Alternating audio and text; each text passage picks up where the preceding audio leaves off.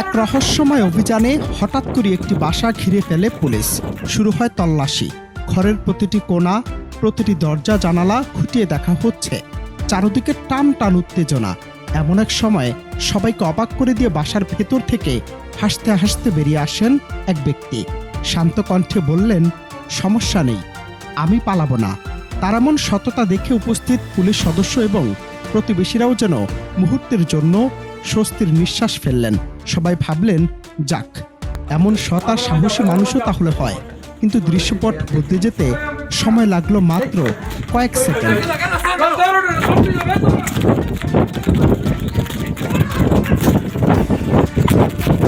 এ সময় কোনো কিছু বুঝে ওঠার আগেই যেন সিনেমার ক্লাইম্যাক্স শুরু হলো। সে সৎ ব্যক্তিটি হঠাৎ হাসতে হাসতে দিলেন এক দৌড়। এ যেন কোনো সাধারণ পালানো নয়, অলিম্পিকের দৌড় প্রতিযোগিতা।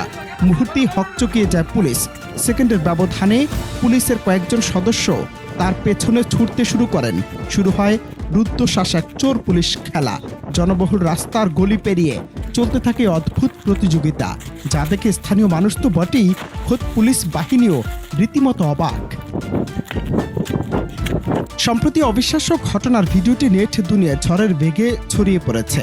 ভিডিওর শেষ দিকে দেখা যায় দীর্ঘক্ষণ দৌড়ানোর পর সে ব্যক্তিটি ক্লান্ত হয়ে রীতিমতো হাঁপিয়ে উঠেছেন।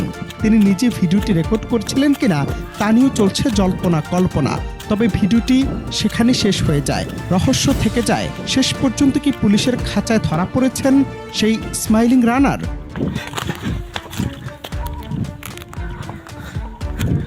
এই ভিডিও দেখে নেটিজেনরা মজাদার সব মন্তব্য করেছেন। কেউ বলছেন এটি ছিল বছরের সেরা প্রাঙ্ক, আবার কেউ বলছেন পুলিশের সাথে এমন রসিকতা বড্ড বেশি ঝুঁকিপূর্ণ।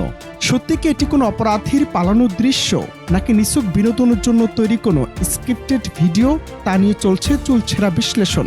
তবে কারণ যাই হোক, এই অদ্ভুত দৌড় সোশ্যাল মিডিয়া ব্যবহারকারীদের বিনোদনের খোরাক জুগিয়েছে শতভাগ। এখন প্রশ্ন হলো, আইন শৃঙ্খলা বাহিনীর সাথে এমন আচরণকে আপনি কিভাবে দেখছেন? সিরেফ মজা নাকি ধৃষ্টতা? অনন্ত হাসান মাসুদ, বাংলা টিভি।